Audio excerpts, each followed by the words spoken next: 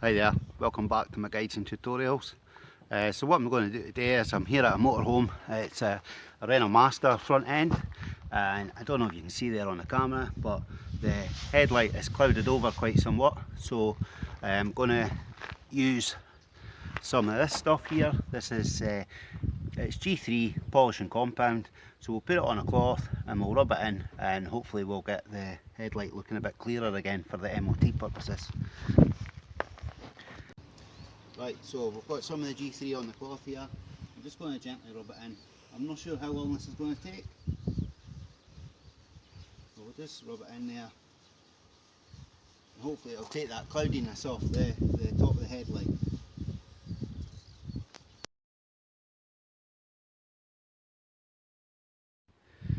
Right, so I've given it a wee polish. This is how that one looks so far. I'll go over it a couple of times more just to give it a wee bit more brightness. So the other side that I've not done, well, you can see the difference there. So yeah, I would recommend for doing this. I mean, obviously it's not 100% yet, but G3 polish and compound seems to do the trick.